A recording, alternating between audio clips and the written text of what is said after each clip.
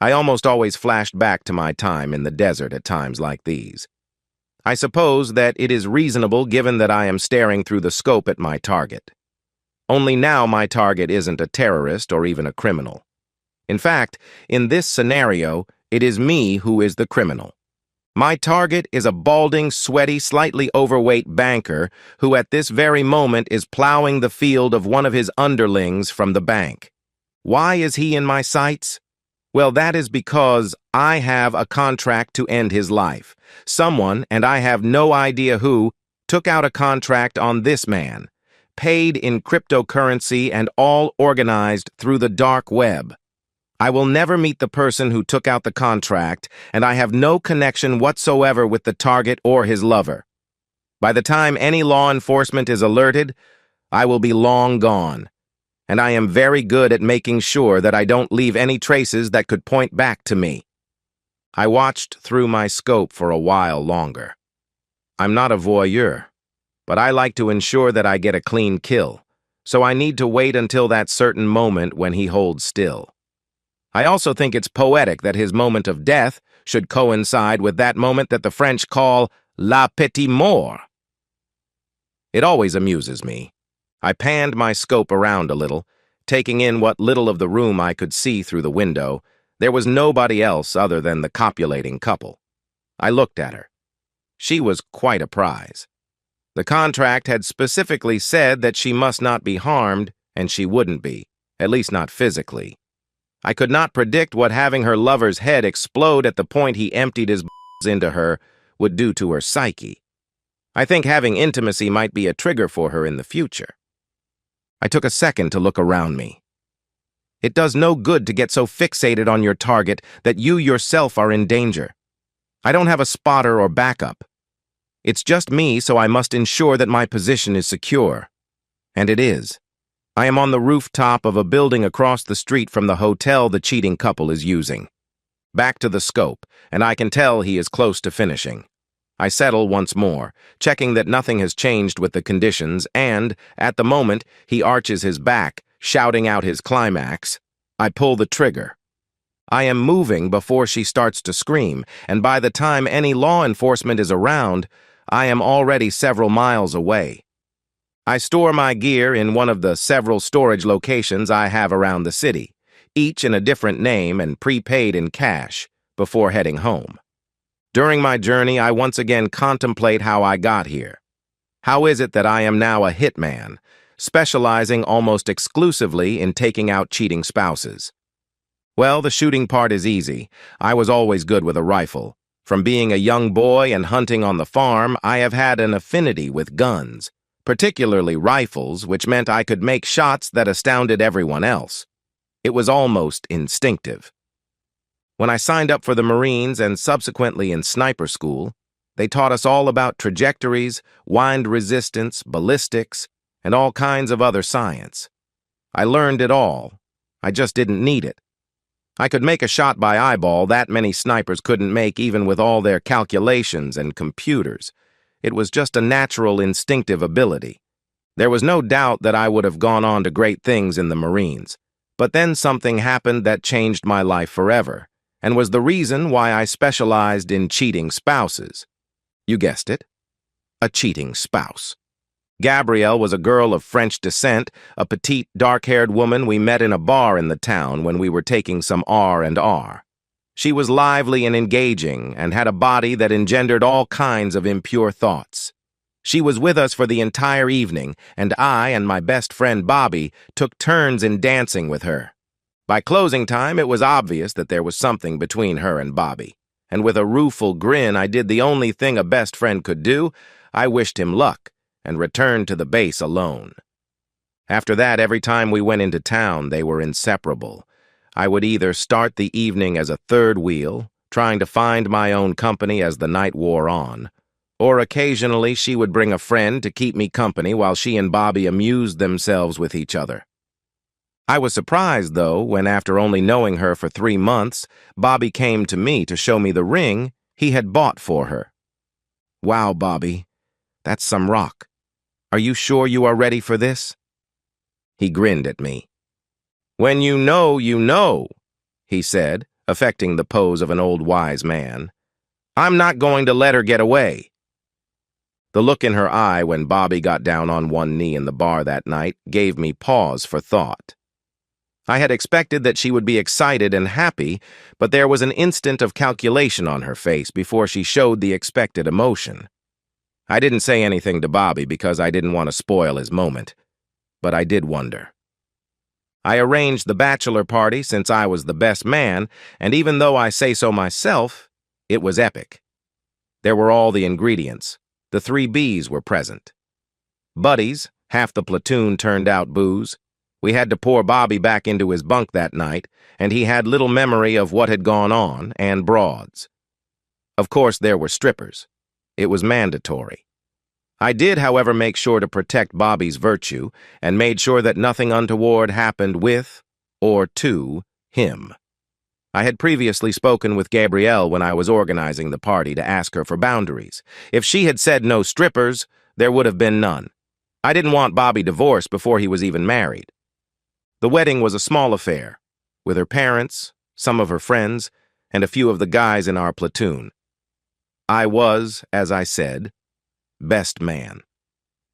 2 months later, we were deployed back into the desert on a 3-month tour. I will remember that patrol for the rest of my life. We were tasked with searching a village where we thought there may have been some insurgents. I, with my spotter, had already scouted and found a location where I could provide overwatch for the guys. It wasn't a perfect situation as there were some places I still couldn't see, but it was the best available. Bobby had seemed out of sorts all day.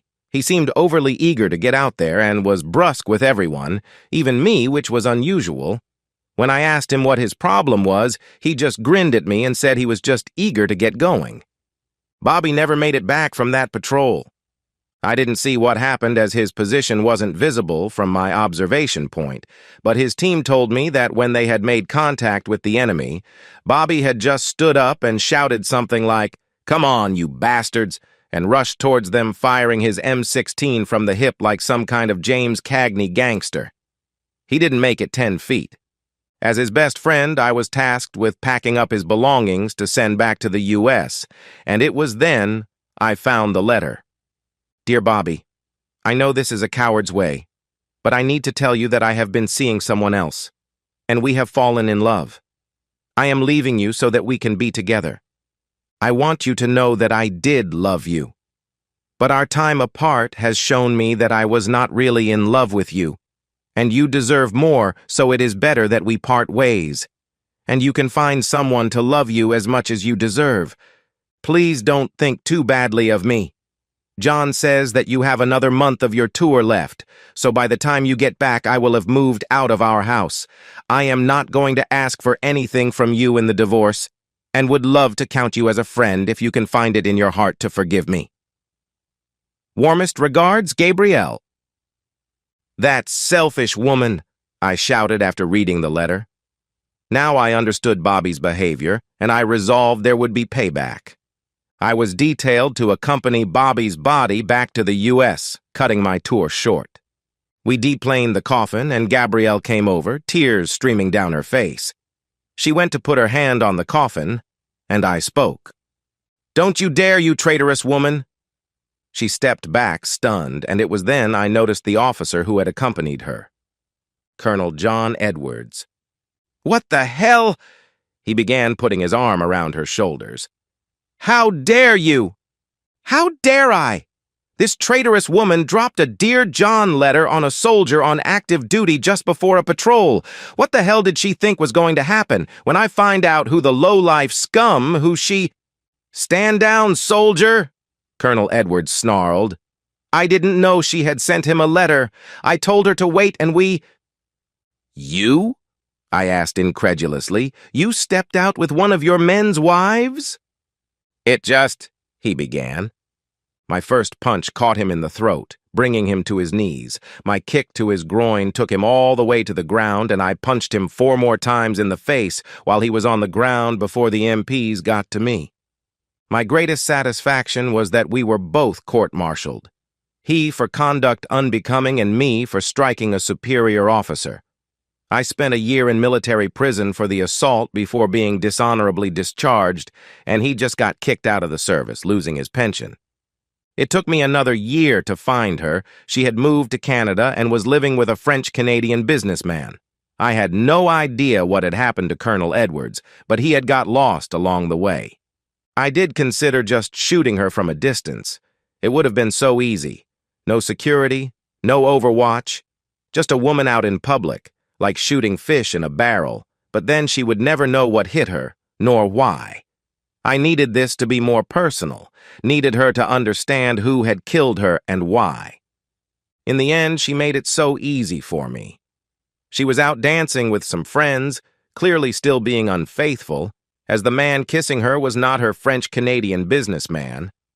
I watched from the bar as he whispered something in her ear, and she nodded before they headed toward the exit. I took myself out of the front door and walked around the bar. I had an idea of where they were going and wasn't disappointed as I saw them heading toward an SUV in the car park. I waited by my car to see if they were going to drive away somewhere, but when he opened the back door of the SUV, I knew it was going to happen here and now. After checking for anyone or any surveillance, I moved closer until I could clearly see Gabrielle, or rather her back, leaning out of the car door as the man was with her, positioned over the seat of the car. I didn't want to kill the guy. I had no gripe with him, so a quick chokehold later, and he was unconscious on the floor. It took Gabrielle a few seconds to realize that the thing had stopped and extricated herself from the car and turned to face me, looking down the barrel of my Glock 9. Her eyes widened as she recognized me, and she opened her mouth to speak. I beat her to it. "Bobby says hello." I pulled the trigger twice, putting 2 in her chest, and she was thrown back into the car. I was gone before the sound of the shots brought anyone out of the bar and back across the border into the U.S. less than 4 hours later. Avenging Bobby had given me an idea. Surely there were any number of people who are, at this very minute, being cheated on. Some of them will want to reconcile, others to divorce. But there will be some who want a more permanent solution to a cheating spouse, and I have the skill set to make that happen. And so I became a hitman, specifically one who targets those who step outside their marriages. It was easy work. Overall, they were ordinary people, had little or no idea they were being targeted, and had no personal protection. I had been plying my trade for about 4 years and made quite a lot of money when I met Juliana. Juliana was the finance manager at a car dealership I had visited when I wanted to buy a new car. She was bright and clever and interesting to talk to. It didn't hurt that she was almost 6 feet tall in her heels, with legs that went on for miles, long jet black hair, and a back to die for.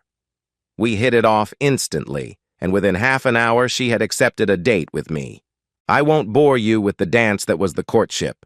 Suffice it to say that 18 months later, Juliana and I married in a lavish wedding with over 200 guests, made up of her friends and family, my parents, and a number of my old Marine buddies who were still speaking to me.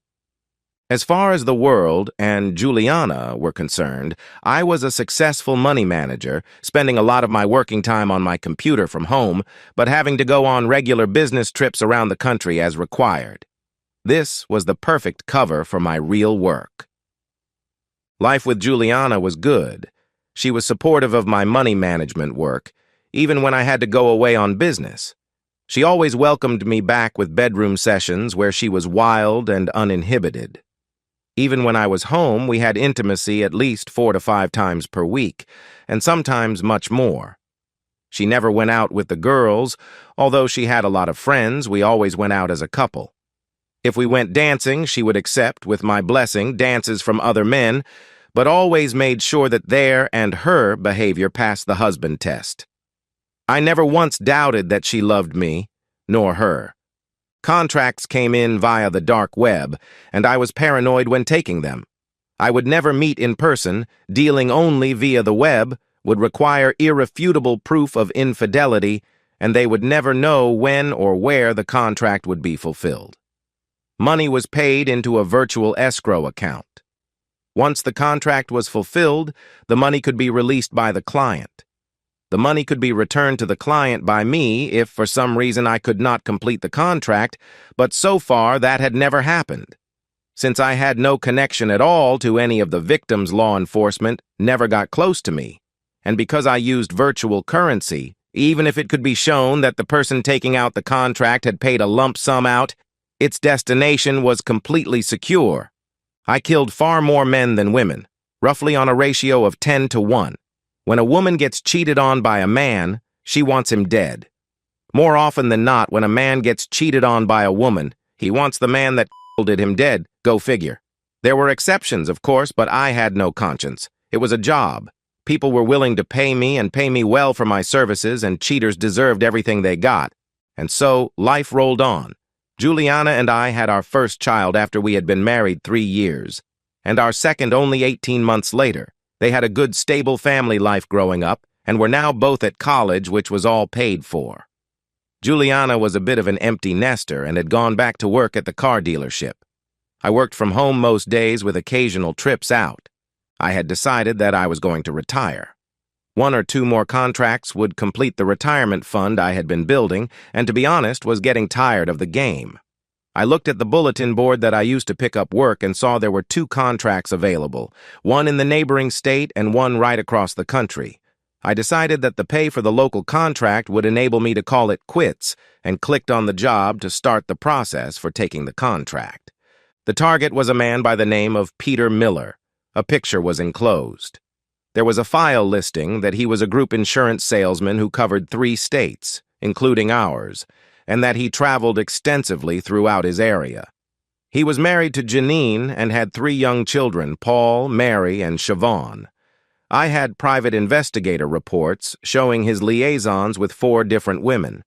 He was currently on the road, and his itinerary brought him to within 50 miles of where I lived. He would be staying in a hotel for a week. There was no information about him having a woman this close, but it was expected that he had one and that they would be meeting up during his stay. The contract was to watch his hotel, and if he showed up with a woman who was not his wife, to check him out, permanently. Attached to the contract were pictures of the man himself, his wife, and the 3 kids. I always wondered why they bothered including the pictures of the kids, but they always did. Whoever had compiled the dossier had done their homework. They knew not only what hotel he was staying in, but what room. I Googled the hotel and found that the room he had booked was on the 5th floor on the east side. A quick look at Google Earth showed me that there was a construction site not on the block opposite, but 1 block over. If I could get onto a high enough floor of that unfinished building, I should have an unimpeded view of the east side of the hotel, since the buildings directly opposite the hotel were only 3 stories high.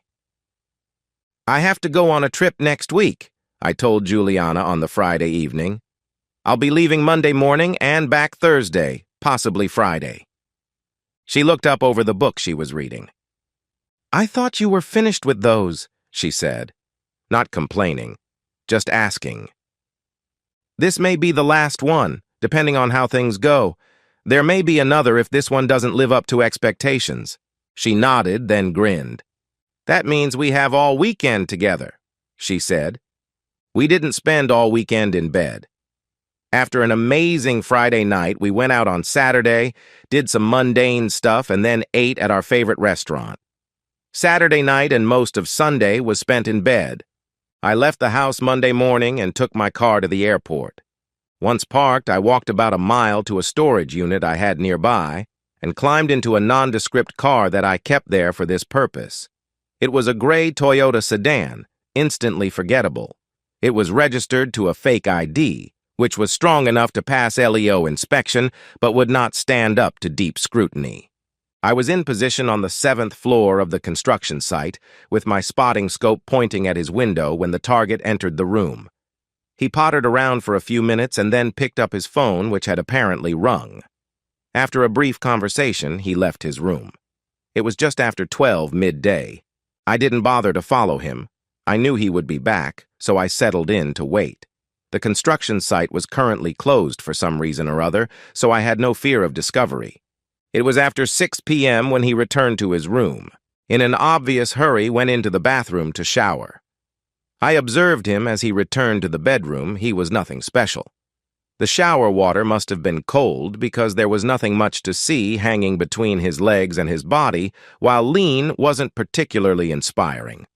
I often wondered what attracted women to men like this, and I decided he must have a good line in chat because it certainly wasn't his physical attributes. After another 30 minutes, he was dressed and then he headed out. I ate some food and settled down to wait for his return. I was certain he would be back, and probably with some woman. I would take pictures to prove his infidelity, then put a bullet through his skull. There was nothing in the contract about killing or sparing the woman, so I wouldn't kill her. While not averse to killing cheating women, I didn't know this woman was a cheating whore. She might just be some single girl falling for this sleazeball's line. I would have no information, and so she would live. It was after midnight when the light finally came on in the room again, and I looked again through my scope. I saw my target enter the room with a tall, dark-haired woman. As soon as they were through the door, the woman pushed him up against the door and dropped to her knees in front of him. I couldn't see what exactly was going on since she had her back to me. I could see him from the torso down due to my position a couple of stories above theirs. But I wasn't worried. They would move further into the room eventually. I could see her head bobbing backwards and forwards, and within a couple of minutes, he put his hands on the back of her head and started moving his hips. Still locked together, they started stripping off the rest of their clothes while moving towards the bed. By the time they reached the bed, she was left in her underwear, and he was naked.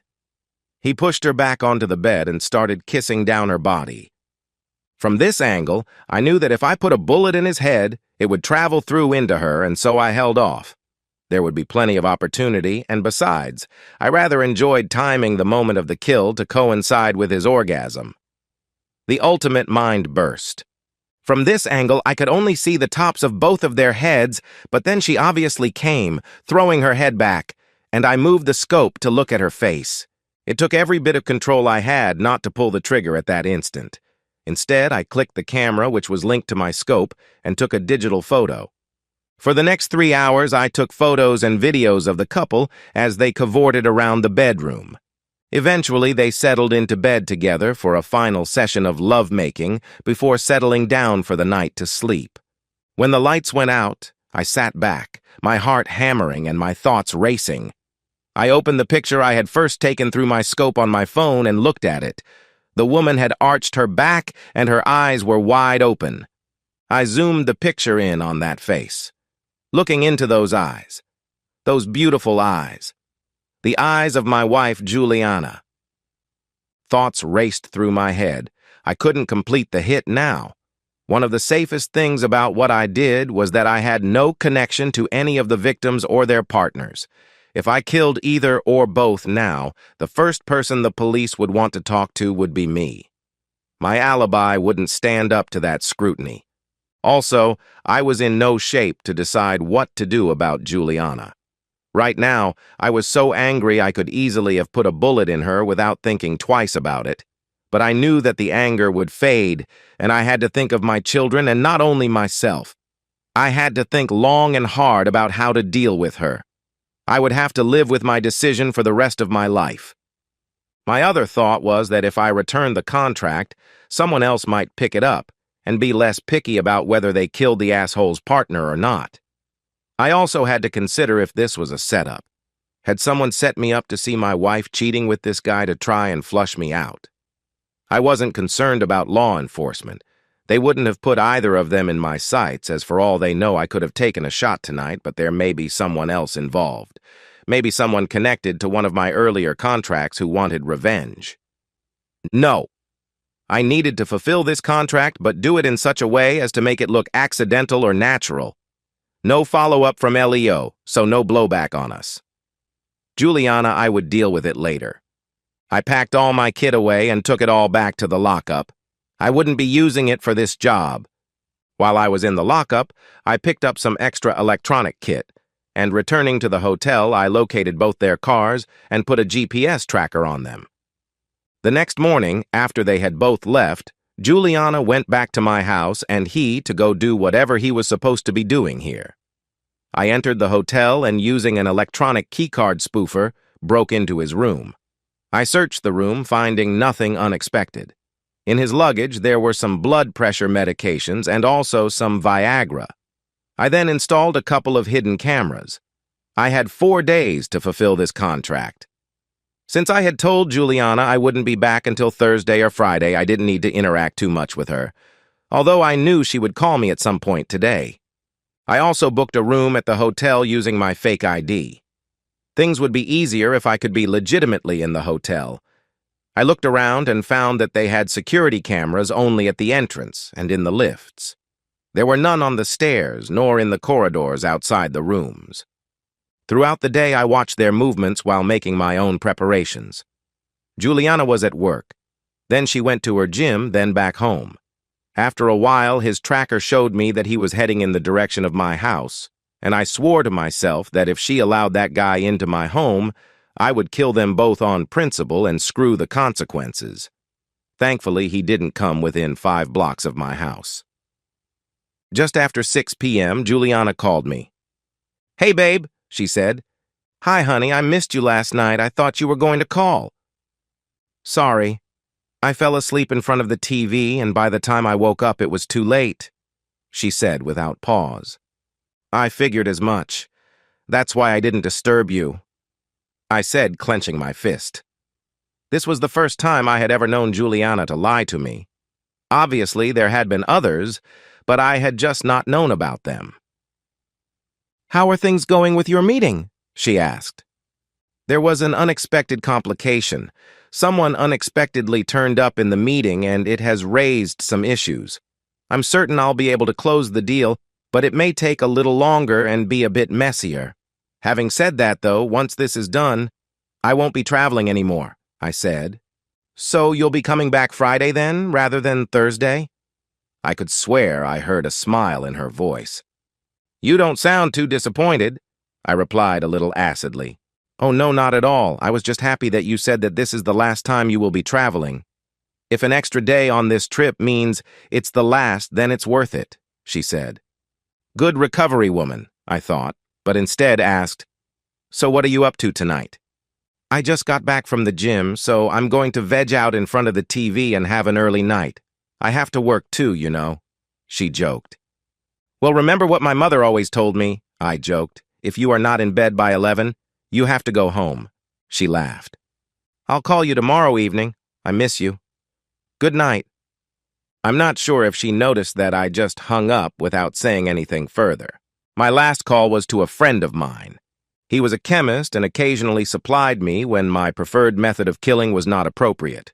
Sometimes people wanted things to look more natural. It normally puts the price up, but in this instance, I would stand the loss. Asshole was back in his hotel by the time I returned, having seen my friend, and when I logged into the camera, I could hear his phone ringing. "Hey, Jules," I heard him say. I winced. Juliana hated her name to be shortened in any way. If this was her and she was allowing him to call her Jules, it made things worse. Strange how little things like that matter. The conversation continued. "No, I was late back. Give me an hour to get ready and I'll meet you downstairs. Shall we say 7:30? Yes, looking forward to it. I am so going to make you squeal tonight. I'll make you forget that lame cuck you married," he said gleefully. No, Juliana. I didn't mean it. I know he isn't. No, baby, please. Julie." He looked at his phone. I smiled grimly to myself. It sounded like he had talked his way out of a night's passion. My phone rang. It was Juliana. "Hey, babe, what's up?" I said, surprised. "Nothing. I just remembered I didn't say I love you when we spoke earlier. I just wanted to make sure you knew." She sounded a little upset. "Are you okay?" "You don't sound right," I asked. "I'm fine. I just miss you is all." I heard her phone beep to tell her she had a call waiting. I looked at my computer and could see that the guy was on his phone. I guessed it was him calling her.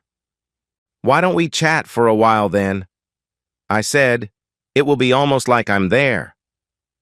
I waited to see what decision she would make. Carry on chatting to me or go back to talking to the guy so he can charm her into another night of intimacy? She chose wrong.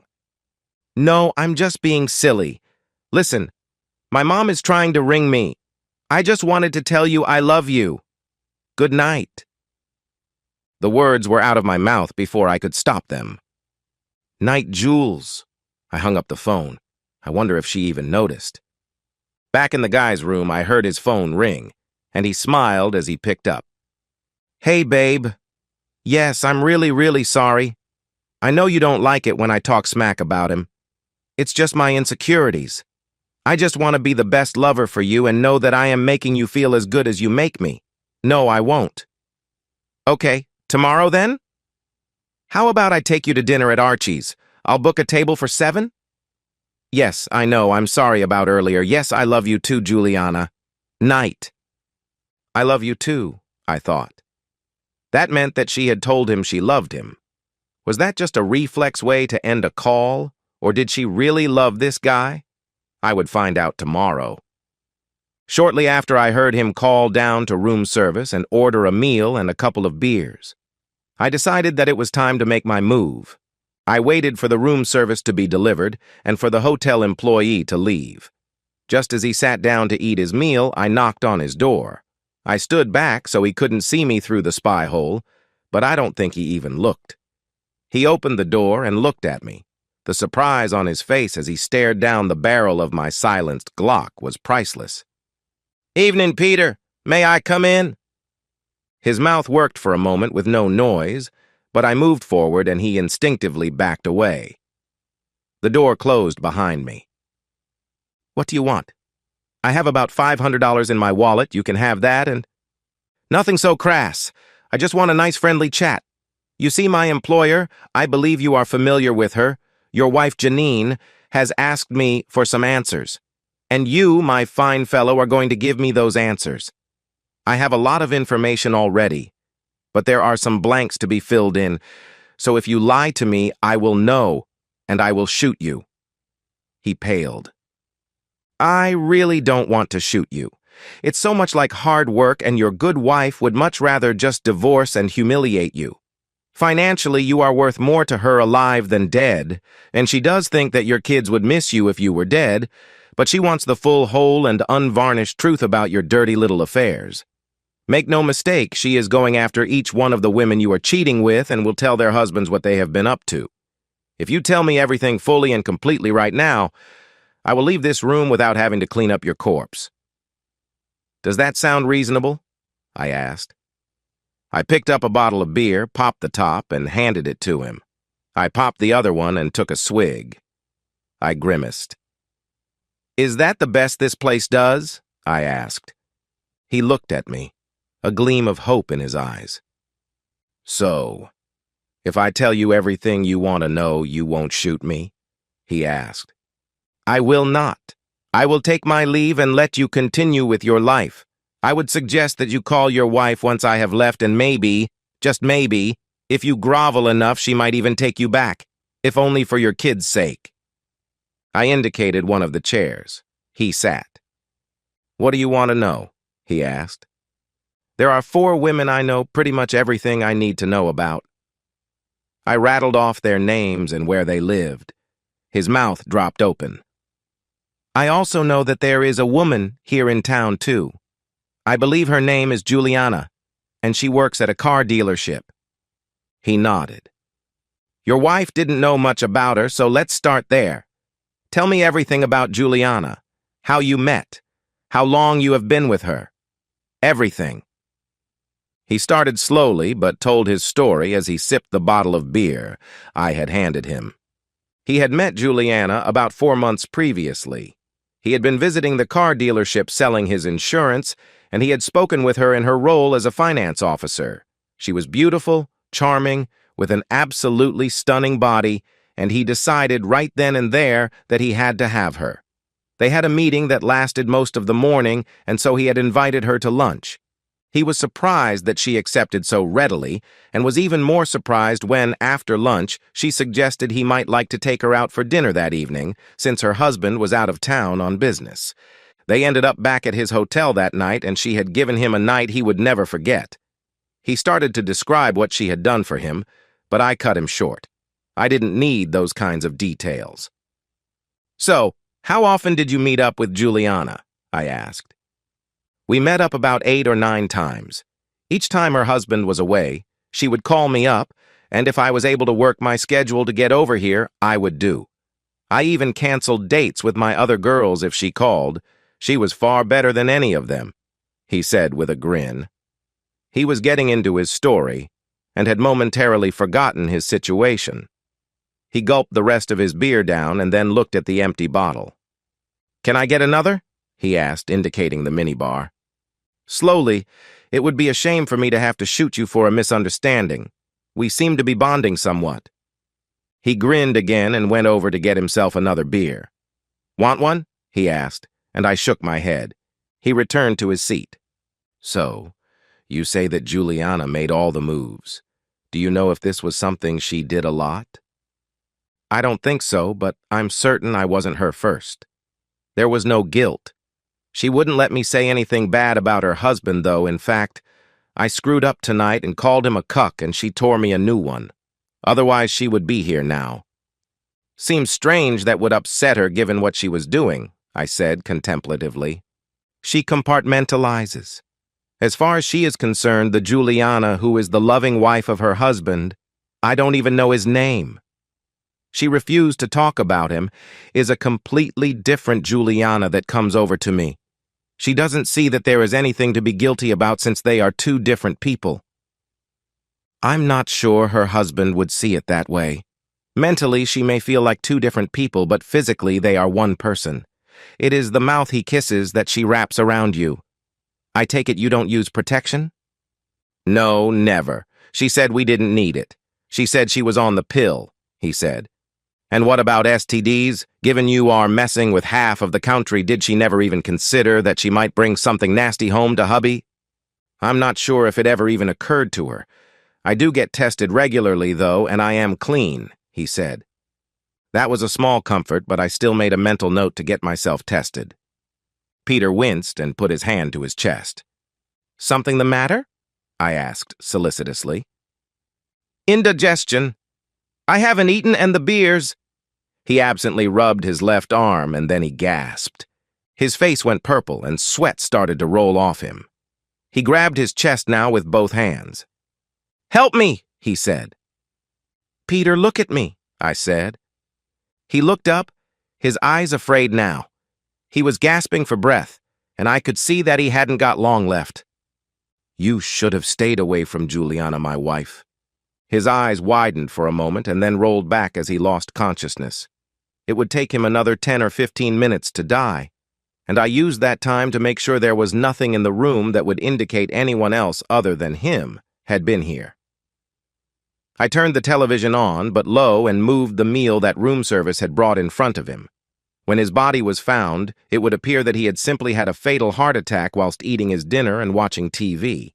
Since he was already on blood pressure medication, I was confident that even if they did a full autopsy, they would find enough heart disease to explain the heart attack, especially as he had been using Viagra also, a definite no-no. I checked him again and found he was indeed dead, then checking the corridor outside was clear. I put the "Do Not Disturb" sign on the door handle and returned to my room. It was just after 5:30 p.m. the next day when Juliana called me. "Hey, babe, how was today?" she asked chirpily. "Remarkably good. I resolved one of the outstanding issues, and I am confident I can resolve the last outstanding issue. Listen, I have had an idea. Since this is my last trip out, why don't we fly down to the coast for the weekend?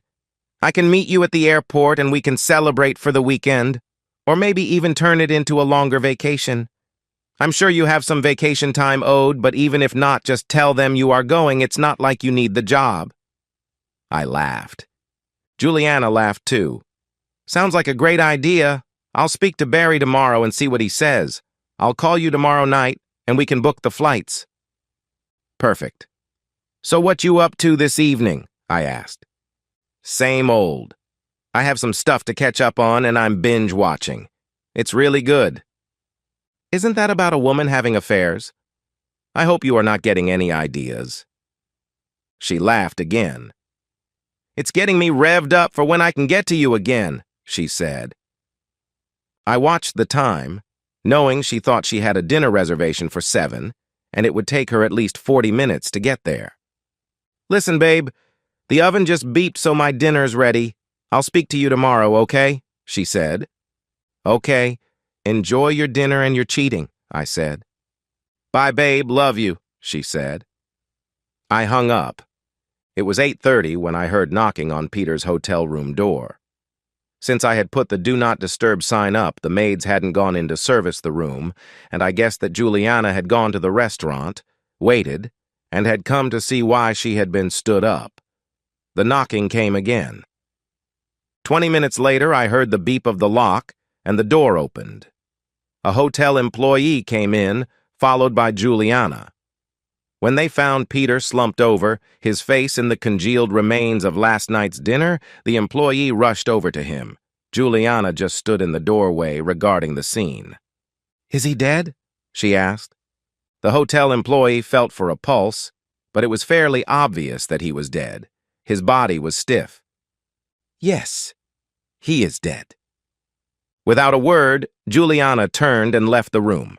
By the time the employee realized she had gone, she was already in the lift, and she left the hotel. The police and EMTs were called, and after poking around the room for a while, they found his medication. The EMTs said that he had had a fatal heart attack given his medical condition and how they had found him. The police talked to the hotel employee who told them that they had entered the room at the behest of a woman who had come to visit the man, and they had found him. He didn't know the woman, but had seen her earlier in the week. She had visited previously. The man, however, had been to the hotel before and had several female visitors. The employee thought they might be escorts, but had said nothing as the man tipped well and they were discreet. After everyone left, I went and retrieved my surveillance equipment. I packed up my gear and, in the morning, I checked out. In the car park, I removed the GPS from Peter's car, which was still parked there. I collected Juliana from the airport on Saturday morning, and we drove to the villa I had rented. She squealed happily when she looked around and saw the private pool with its loungers and said, "I'm going to get changed." "Can we have a few minutes to chat first, Jules?" I asked. Her head snapped round to look at me. "You know I don't like you to call me that," she said. "Why not? You didn't seem to mind when Peter used it?" She paled, but decided to brazen it out. "Who's Peter?" she said. "You know, Peter, the insurance agent. The one you have been intimate with for the last 4 months. The one you were with on Monday night when you said you were so tired that you fell asleep and didn't call me. I don't know who you have been talking to or what you have heard, but," she began. I placed an 8x10 picture on the table between us. It was the one I had taken at first, through my scope with her on her back, her eyes wide, and her mouth in that perfect O. She sank down into her chair. "Oh," she said. "Oh, is that all you got? Oh?" She shrugged. "How long?" I asked. She looked at me levelly. "About 4 months. I take it he wasn't the first?" "Do you really want to do this?" she asked. "Do what? Find out the truth about my wife? Insults? Really? Are you that juvenile? Go on then, get it out of your system. Call me names. Maybe you can find something original to call me and impress me. But before you start, there is something I would like you to know." "And that is?" "Why I did it," she said. I started to say that she did it because she was but then I stopped myself and indicated for her to carry on. "We have been married a long time, haven't we?" she asked. I nodded. "Can you tell me on average how many times a week we have intimacy?" she asked. I thought back. "Well, it's fallen off as we got older," I started, but she interrupted. "Has it?" "Yes, initially we had intimacy every day, sometimes twice or more in a day. But once we got over that youthful exuberance, We averaged at least every other day, sometimes more. The intimacy was and still is wonderful, and you are still the best lover I have ever had. But then you went on your business trips, sometimes for up to a month at a time. I was used to getting laid almost daily, and then you were expecting me to go without for weeks. I tried some DIY, even got myself toys, but it wasn't the same. It didn't satisfy the need. One night, I had decided that since you weren't here and I couldn't get it, I would go to the gym and work off some tension. I was so horny I must have attracted half the men in there. They were like dogs in heat, and yes, I ended up going home with one of them. I had found a way to satisfy the need that you had created in me. Oh yes, I was guilty the next day, scared that you would find out and that you would be hurt and divorce me. When you came back from your trip, I practically raped you every day for a week trying to make it up to you, making up for something you didn't even know about. Even then, I knew that the next time you went away, it would happen again. And it did. After a while, I decided to embrace the new normal, but I needed to put in place some safeguards, so I created some rules. Firstly, I would never do it when you were home. Not because I thought you would catch me, but because you were always my first and best lover. I didn't need anyone else if you were here. Secondly, I never brought anyone back to our home. I would never disrespect you by having another man in your bed. For the same reason, I would never let any of my other lovers disrespect you. It seems that some men get pleasure from denigrating the husbands whose wives they were with. If any of them started talking badly about you, I stopped it. I refused to see them again and have even kicked some out of bed for doing it. Thirdly, I got regular STD testing. I didn't want to pass anything on to you. And before you say it, it wasn't just because that would get me caught. I didn't want to put you at risk that way. I also made doubly sure that I couldn't get pregnant. I used an IUD and had a contraceptive implant.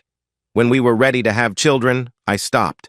I have copies of the DNA tests for the children for you to see if you want proof. I knew that it was possible you may find out and that you would question the parentage of the children. And yes, that means that I have been doing this for all the time we have been together.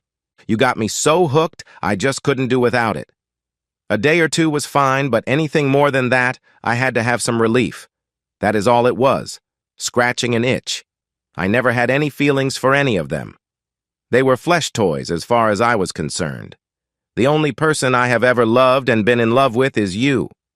When you told me that this was going to be your last trip, I was overjoyed. Finally, I could have you at home. And to myself, I could stop having to find second-rate substitutes.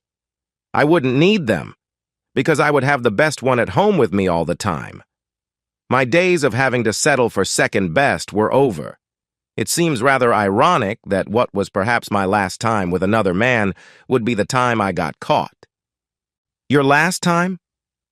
I said. Those pictures were taken Monday. You said you couldn't go without for more than 2 days, so are you expecting me to believe that you didn't go out the rest of the nights? What about Tuesday, Wednesday, and Thursday? She laughed a little. Tuesday, he called me to say he was back at his hotel, but he started bad-mouthing you, so I told him that we were done and I wouldn't meet him again. He called back a little later to apologize, and I forgave him, but told him he was done for that night, and I would see him Wednesday. He said he would take me out to dinner by way of apology. So that call that came in when we were talking on Tuesday, that wasn't your mom? For the first time, she had the decency to look guilty. No, it wasn't. I hated lying to you. Not enough to not do it, I said. Her eyes widened. Wait, you called me Jules on that call. I remember thinking it strange. You knew then, she asked. I was sent the pictures on Tuesday morning. There were some transcripts of previous calls included.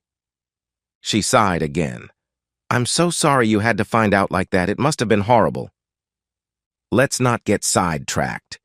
You didn't sleep with him on Tuesday, but what about the rest of the week? I asked. I wanted to see how she had been affected by his death. Wednesday he was supposed to meet me for dinner, she began. You mean when you were supposed to be binge-watching on TV? I asked, with some irony. I really have been watching it, and it is good. I just didn't watch it that night. And no, it never gave me any ideas.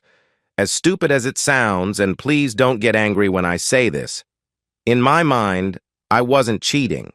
I was just getting a physical need met. To me, it was like perhaps going to lunch with a friend. I needed to eat. You weren't there to keep me company, so I went with a friend. I know this may be hard for you to accept, but this is exactly how I viewed, and to some extent still view what I was doing when I was with other men. And you may notice I never said I was making love. I never did that with anyone but you. You are stalling. Are you trying to avoid telling me what you got up to on Wednesday? Not at all. As I said, we were supposed to meet for dinner, but he never showed up. I sat in the restaurant for 45 minutes, and I have to say I was pissed. I have never been stood up before. So I decided I would go to his hotel. When I got there, he didn't answer the door, but I knew he was in the hotel because his car was in the car park.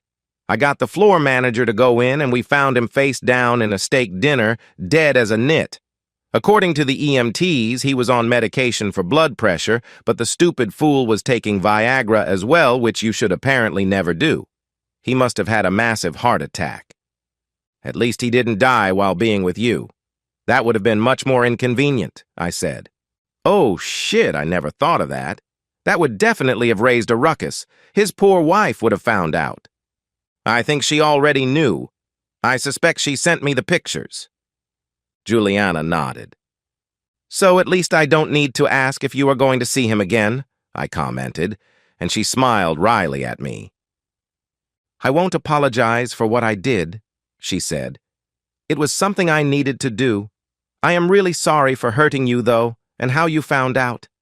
I was counting the days until you were not going on trips anymore so that I wouldn't have to do it anymore, but I knew that as long as you were going on trips, it would keep happening. All I could do was to minimize any fallout and hope that if you ever found out, your love for me would be strong enough for you to understand. Why didn't you come and talk to me? We could have figured something out. I could have done something different, even taken you with me on my trips. In my heart, I knew that was nonsense. I could never have taken her with me, but I needed to understand. I didn't want to be that wife, the nag that demanded you provide a lifestyle and then complained about the way you went about it. You loved your job and we had a great life together. I didn't plan to do this, I kind of fell into it, and by that time it was too late to take it back. I looked at her for a long time, thinking. So, what happens now? She asked. I stood and went into the kitchen of the villa and opened a bottle of wine, pouring us each a glass. I brought the bottle back to the table with me. I handed Juliana a glass and sat wearily down in my chair, downing half my wine in a single swallow. I don't know. This is just so much to think about. We have been together for so long, and I thought that you loved me as much as I loved you. Yes, we had a great intimate life, and yes, we had intimacy a lot. But you were not alone in suffering when I went away. I also went without intimacy for weeks, or even up to a month at a time. Yes, there were opportunities for me to have lunch with other women when I was away, but I never did. I stayed faithful to our vows. I didn't even have toys. I had to rely on the old faithful, I said, waving my hand. I don't understand how you can be so overcome by your need that you would betray everything we had together, or promises, our vows. For what? Just to get laid. Are you going to claim intimacy addiction? Do we need for you to see a counselor? She opened her mouth, but I held up my hand. Please, I let you speak. At least, do me the courtesy of listening to me for a while. I leaned across and refilled her wine glass, topping up my own. I have so many questions. How can you dissociate intimacy and love so easily? Everything I have read says that it's men who do that, not women. That women need to have love to have good intimacy. And if that is true, and you are not lying about there being no love, then that means that you were risking everything for bad intimacy. How do you think that makes me feel? You also said that you couldn't go without intimacy for more than a couple of days at a time. So what happens as I get older? It's well known that men slow down as they get older, and some women get a boost to their drive as they get older. Is that what I have to look forward to? Am I going to come home to find some guy with you when I can only manage to get it up twice a week because that is not enough for you? How can I look myself in the mirror each morning with anything resembling respect, knowing that for all our married life you have been holding me with other men? There must have been dozens, if not hundreds, over the years. Also, you say that you got regularly tested, but what use is that? You could have gotten infected and passed it on before any of your tests came back. You could have passed anything on to me, even HIV. That thing takes months to be detectable. You could have killed us both. Where would our kids have been then? Her face twitched, and she rubbed at her left arm absently. I smiled at her gently. Peter was a piece of shit. But I think in the end he was developing feelings for you. He told me that he would even cancel on his other mistresses if you called to say you were available. What? When did you speak to Peter? She asked. Oh, he and I had a little chat the night he died. You see, I was a little upset at seeing you being with that creep, so I decided to make sure that it wouldn't happen again. Her face was flushed now, and I could see that the pain was starting to develop in her chest. What did you do? She asked. Same thing I just did to you. I snarled. I killed the cheating bastard. Say hello from me when you get to hell. And so, we've reached the end of today's story. Was it what you expected, or did it take a twist you didn't see coming? I'm curious to hear your thoughts. Share them in the comments below, and let's get a conversation going. If this story kept you hooked, make sure to hit that like button. And if you're new here or just haven't subscribed yet, now's the perfect time to join our community. I bring you fresh, captivating stories every day, so click that subscribe button and turn on notifications so you never miss out. Thanks for watching, and I'll see you in the next one.